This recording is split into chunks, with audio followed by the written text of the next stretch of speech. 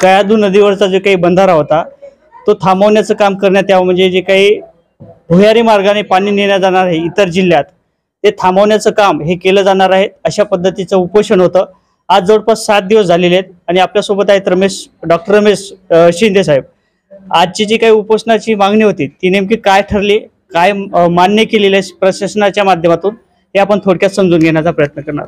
दादा, काय सांगाल, आज जवळपास 7 दिवस उपोषण झालं आणि त्यानंतर प्रशासनानं तुम्हाला काय नेमकं मान्य केलं तुमच्याकडून? कयाधू नदी ही वळवून खरबी या ठिकाणी वळण बंधारा करून भूमिगत मार्गाने इसापूर धरणात नियमबाह्य सोडण्याचे 950 कोटीचे टेंडर निघालेले होते. या ठिकाणी मागच्या 1.5 महिन्यापासून जवळपास मी आतापर्यंत 5 निवेदन दिले होते आणि नंतर आखरी अल्टिमेट दिलं होतं, जर तुम्ही हे नियमबाह्य काम थांबवलं नाही तर या ठिकाणी आम्ही धडक मोर्चा काढून उपोषण करणार आहोत. या पद्धतीनं 23 सप्टेंबरला उपोषणाला बसलो. त्या गोष्टीला 7 दिवस झाले. पाहिला असेल हा नियमबाह्य बंधारा कसा, कारण पाहिला असेल तर या वृद्ध पेनगंगा मधील कार्यकारी अभियंता शेख साहेब असतील, उपकार्यकारी अभियंता सूर साहेब असतील किंवा लाड साहेब असतील, यांनी टोटली हे नियम धाब्यावर बसून ह्या बंधाऱ्याची निविदा काढलेली आहे. कारण या ठिकाणी आज स्पष्ट झाले, या ठिकाणी जवळपास उपोषण स्थळी आल्यानंतर या ठिकाणी माननीय खासदार साहेब होते, नागेश पाटील आष्टीकर साहेब, माननीय माजी आमदार भाऊ पाटील होते, सर्वच पक्षाचे जिल्हा प्रमुख होते, सर्व पक्षाचे उपतालुका प्रमुख होते, सर्वच पक्षाचे नेते मंडळी होते आणि सर्व गावकरी मंडळी आणि सर्व माझी जनता मायबाप त्या ठिकाणी उपस्थित होती. यांच्यासमोर पाहिलं असेल तर आपण सर्व साऊंड सिस्टीम लावून दोघांचे माईप घेऊन या ठिकाणी लावलं होतं आणि त्या ठिकाणी त्यांना क्वेश्चन विचारण्यात आले वा या नदीमध्ये पाणी उपलब्ध किती आहे. त्या ठिकाणी त्यांनी थातूर मात्र उत्तर देत होते की बा सापळी धरणापर्यंत पाणी 199 आहे. आम्ही विचारलं, बाबा तुम्ही सापळी धरणापर्यंत 199 पाणी आहे, मग आपण नेणार किती आहात?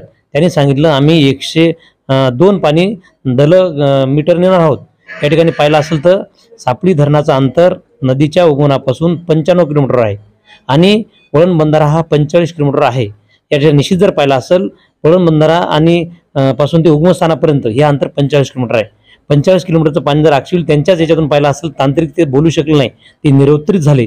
पण या ठिकाणी निश्चित पाहिलं असेल शेतकरी ढोबळ आम्ही शेतकरी आहोत, कारण आम्ही रोज शेती वाहतो, आम्हाला पाणी कसं असते नाला असते, कारण या नदीवर आम्ही रोज राबतो. त्यामुळे मला वाटते या नदीचं ढोबळ जर काढलं गणित तर हे पाणी 35% आहे त्यांच्या म्हणण्यानुसार. त्यामुळं निश्चित पाहिलं असेल ते नियम आहे, कारण पाहिलं असेल त्यांनी दाखवलं सापळीपर्यंत आणि उचलत आहे तुम्हाला तुमच्या खरबीपासून, हे टोटल नियमबाह्य काम आहे. त्यांनी मला या ठिकाणी निश्चितच आज अस्पष्टता असल्यामुळं, नदीच्या पाण्याची अस्पष्टता असल्यामुळं या ठिकाणचं ते पाणी नेऊ शकत नाहीत, हे आज स्पष्ट झालं. दुसरा एक विषय असा GR निघाला आहे, न्यायालयाने तुम्हाला 2017 निर्देश दिलेले आहेत की जर एखादी नदीचे त्यांनी प्रभाव पडलेत, सामान्य, असामान्य, मुबलक आणि अति त्रुटीमध्ये असे पडले, त्यापैकी आपली नदी सामान्य गटात मोडती. सामान्य गटात नदी जर मोडत असेल तर त्या नदीचं पाणी दुसऱ्या नदीला वळवता येत नाही, हा शासनाचा नियम आहे, निर्देश आहेत. त्यानंतर तुमचं खोऱ्या जे यांनी निर्देश दिले दुसरी एक 2019ला, ही त्या नद्याचे पुन्हा वर्गीकरण केलेत, कोण्या नदीला किती पाणी आहे, त्यामुळे त्या पाण्यानुसार आपली नदी सामान्य गटात येते. त्यामुळे हा एक पुन्हा नियमात नेता येत नाही. सर्व नियम बाह्य करून या ठिकाणी जो घाट चालला होता. दुसरी गोष्ट यांनी आतापर्यंत सांगितलं होतं आम्ही जमीन संपादित करायची गरज नाही, आमचं अंडरग्राऊंड पाणी आहे. ज्यावेळेस मी माहिती अधिकाऱ्याला मागितलं त्यावेळेस यांनी 151 हेक्टर जमीन संपादित करणार आहेत. त्यापैकी यांनी 0% जमीन संपादित केलेली नाही. जोपर्यंत 50% जमीन संपादित होत नाही तोपर्यंत कुठल्याही कामाची निविदा काढता येत नसती. हा नियम असल्यामुळं या ठिकाणी टोटली यांनी आता निरुत्तर झालेत, यांच्याकडे उत्तरं नाहीत, म्हणून यांनी आता 10 दिवसाची वेळ मागितली. त्यांच्या 10 दिवसाची वेळ मागितल्या, तांत्रिकदृष्ट्या मागितल्यामुळं त्यांना आपण हे आंदोलन स्थगित केले, संपलेलं नाही. या ठिकाणी इथून पुढची तुमची भूमिका काय असणार? काय इथून पुढची तुम्हाला भूमिका सांगतो, हा बंधारा आता नियमबाह्य नाही आहेच, इथं भूमिका स्पष्ट आहे झाली आणि तुम्हाला आज त्यांच्या समोर कळाली. कारण इथून पुढची आमची भूमिका आहे, तुम्हाला सांगतो, या ठिकाणी माझ्या जीवाची आहुती गेली तरी, माझा प्राण गेला तरी चालेल, पण हिंगोली जिल्ह्याचं नदीचं कयाधू पाणी या ठिकाणी जाऊ देणार नाही. मी सर्व शेतकऱ्यांना, सर्व शेतकरी मायबाप जनतेना गावी देतो, ही माझी भूमिका आहे. या ठिकाणी माझ्या सर्व शेतकऱ्यांच्या या ठिकाणी रक्ताचे पाठ वाहतील, पण पाण्याचा एकही थेंब या नदीच्या बाहेर जाणार नाही, ही आमची भूमिका आहे.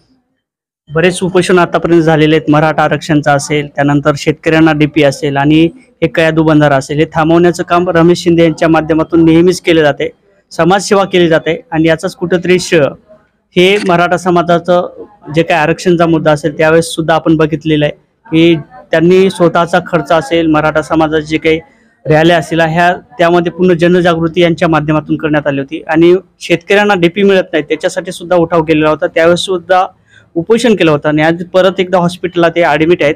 आज जवळपास 7 दिवस झाले ते उपोषण करून आणि काही मागण्या मान्य करण्यात आलेल्या आहेत. तर 10 दिवसाचा टाइम सुद्धा देण्यात आलेला आहे. अशा पद्धतीची प्रतिक्रिया डॉक्टर रमेश शिंदे यांच्या माध्यमातून दिली आहे. लोकपरिवर्तन न्यूज हिंगोली.